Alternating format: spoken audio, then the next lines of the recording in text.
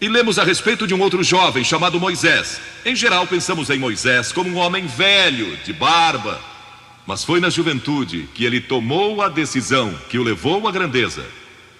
Porque a Escritura diz, pela fé Moisés, quando homem, talvez 17 ou 18 anos de idade, recusou ser chamado filho da filha do faraó.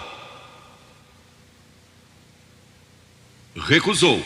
Ele fez uma escolha, preferindo ser maltratado junto com o povo de Deus, a usufruir prazeres transitórios do pecado. Agora, observe que ele estava no Egito. Era filho da filha de Faraó, herdeiro do trono do Egito. E talvez seria o próximo faraó. Mas ele fez uma escolha, porque sabia que seu povo, o povo de Israel, era escravo dos egípcios. E ele teve que tomar uma decisão no auge da sua glória. E no auge de tudo que lhe foi oferecido. E ele disse não a Faraó. Não vou ser seu filho, prefiro sofrer e morrer com o meu povo e servir o Deus vivo e verdadeiro. E foi exatamente o que ele fez. E conhecemos Moisés hoje como um dos grandes homens da história. Ele rejeitou os prazeres transitórios do pecado. E há uma diferença entre prazeres e alegria. Quem ama os prazeres empobrecerá, diz a Bíblia. E ela cita um homem que disse: entreguei meu coração à loucura e aos seus prazeres, mas tudo isso é correr atrás do vento. Quem vive em prazeres está morto, embora viva, amando os prazeres mais do que a Deus. A Bíblia diz que há pessoas que amam os prazeres mais do que amam a Deus. É o seu caso? Você ama a Deus mais do que ama prazeres pecaminosos? Não falo de esportes e todas essas coisas maravilhosas que temos. Falo de prazeres pecaminosos. Mas a alegria é produzida pelo Espírito Santo. E há centenas de passagens que falam dessa alegria. Você pode ter alegria, mesmo quando não tem prazer, porque a alegria é profunda. O anjo disse aos pastores naquela grande noite: não temais, pois vos trago boa nova de grande alegria, que o será para todo o povo. E mesmo no sofrimento, quando você recebe a Cristo, Deus não remove o sofrimento. Ele não remove todos os problemas e as dificuldades da sua vida. Não faz isso. Ele não promete, se você está desempregado, conseguir um emprego amanhã se você aceitar a Cristo hoje à noite. Ele promete que lhe dará graça e força e alegria em qualquer situação. Bem-aventurados sois quando os homens vos odiarem e quando vos expulsarem da sua companhia, vos injuriarem e rejeitarem o vosso nome como indigno, por causa do Filho do Homem. Regozijai-vos naquele dia e exultai. Ele disse: quando vierem a mim e tiverem problemas e tribulações e as pessoas odiarem vocês, ele disse: exultai, porque grande é o vosso galardão lá no céu, pois dessa forma procederam seus pais com os profetas. Todos que viverem piedosamente em Cristo serão perseguidos. A Bíblia diz: ainda haverá sofrimento. Jesus disse: quem não tomar a sua cruz e negar-se a si mesmo não pode ser meu discípulo. Moisés escolheu a alegria de seguir a Deus em vez da vida de prazeres no Egito. O que você está seguindo? Qual é a sua escolha nesta hora? E então o último é Jesus. Jesus foi tentado em todas as coisas à nossa semelhança, mas sem nenhum pecado. Quer dizer que Jesus foi tentado a mentir? Sim. Que Jesus foi tentado a cobiçar? Sim. Que ele foi tentado a adulterar? Sim. Que Jesus foi tentado a roubar? Sim.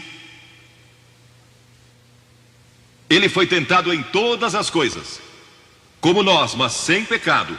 Como ele teve vitória sobre a tentação? A Bíblia nos diz no capítulo 4 de Mateus e em muitos outros textos, mas vou falar só deste.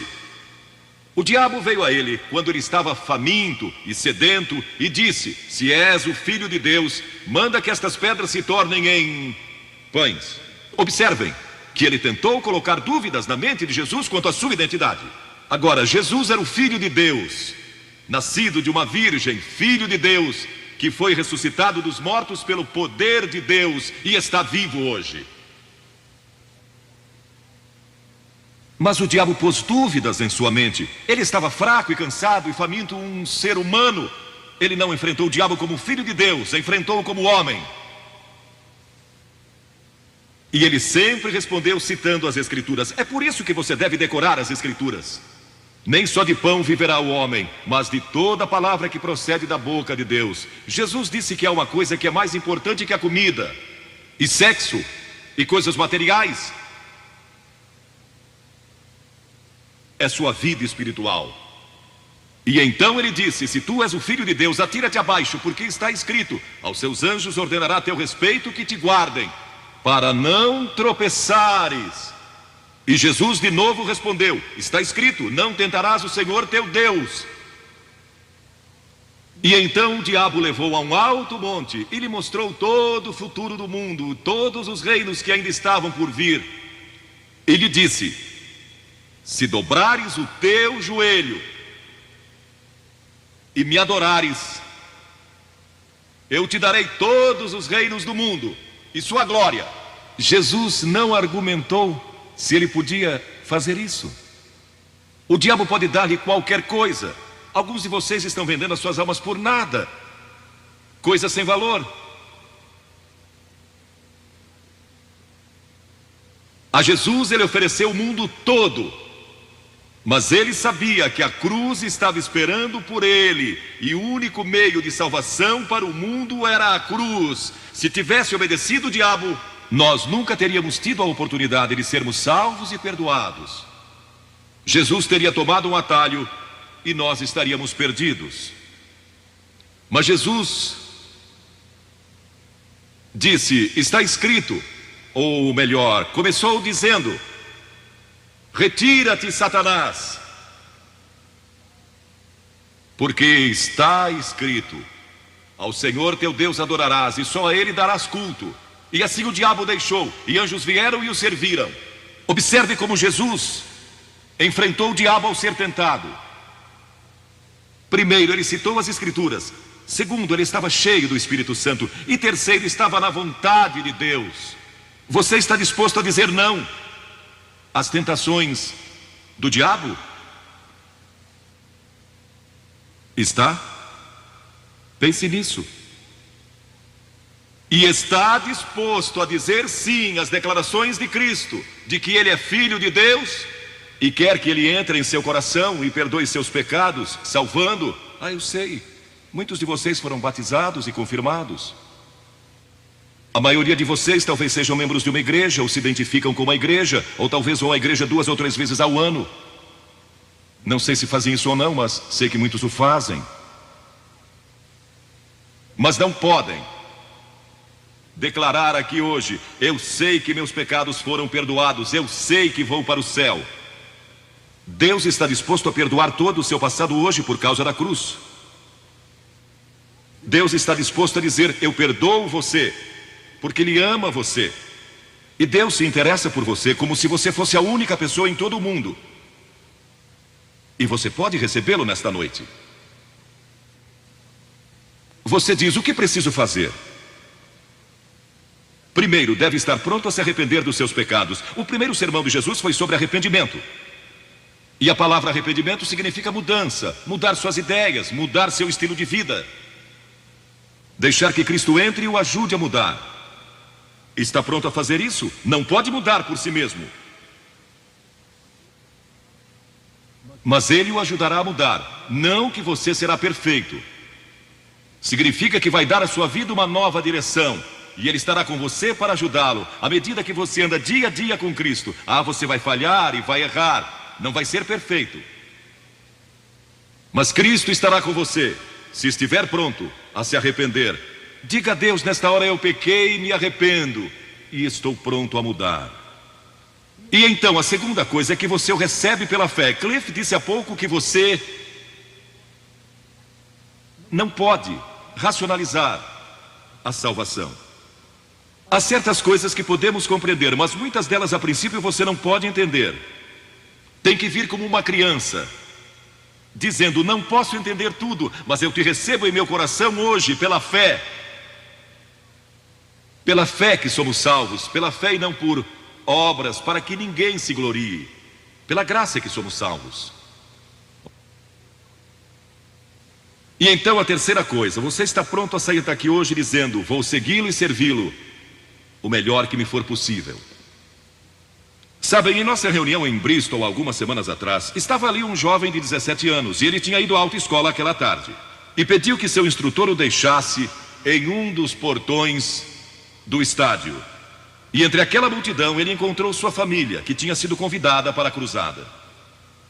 E no encerramento, ele e sua irmã fizeram o que vou pedir que vocês façam hoje.